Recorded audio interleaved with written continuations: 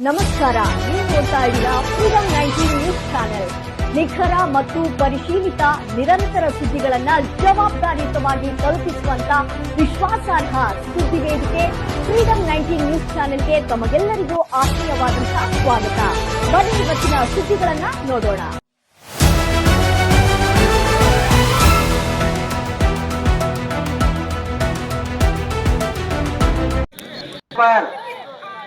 ಮಂಜು ತಿರುವಳಿ ಮಲ್ಲೇಶ್ ಸಾವತ್ನವರ್ ಅವ್ರಿಬ್ಲಾರ್ನ ಬಿಟ್ಟು ಬೇರೆ ಯಾರು ಅಲ್ಲಿ ಲೈನ್ ಪಾರ್ಕಿಗೆ ಹೋಗ್ಬಾರ್ದು.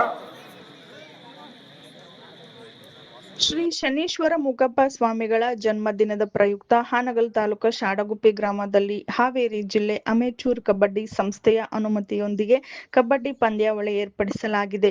ಹೊನಲು ಬೆಳಕಿನ ಮುಕ್ತ ಕಬಡ್ಡಿ ಪಂದ್ಯಾವಳಿ ಪ್ರಥಮ ಬಹುಮಾನ 15,001, ದ್ವಿತೀಯ ಬಹುಮಾನ 10,001, ತೃತೀಯ ಬಹುಮಾನ 7,001, ಚತುರ್ಥ ಬಹುಮಾನ 3,001 ಹಾಗೂ ಆಕರ್ಷಕ ಟ್ರೋಫಿ, ಉತ್ತಮ ದಾಳಿಗಾರ ಆಕರ್ಷಕ ಟ್ರೋಫಿ ಮತ್ತು ಉತ್ತಮ ಹಿಡಿತಗಾರ ಆಕರ್ಷಕ ಟ್ರೋಫಿ ಇತ್ತು.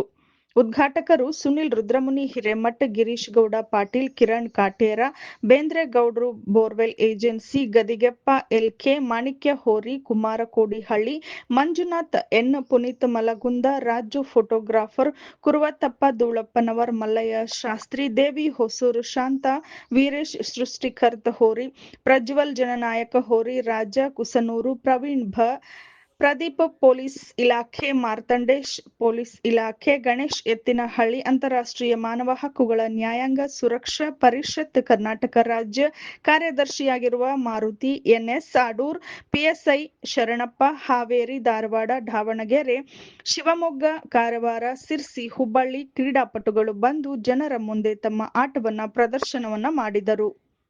ವರದಿಗಾರರು Maruti NS, freedom 19 news, Haveri.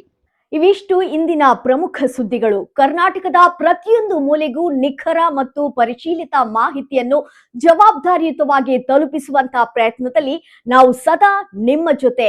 Freedom 19 news ಚಾನೆಲ್ನ ವೀಕ್ಷಕರಿಗೆ ಧನ್ಯವಾದಗಳು. ಮತ್ತೆ ಭೇಟಿಯಾಗೋಣ ಮುಂದಿನ ಸುದ್ದಿಗಳೊಂದಿಗೆ. ನಮಸ್ಕಾರ.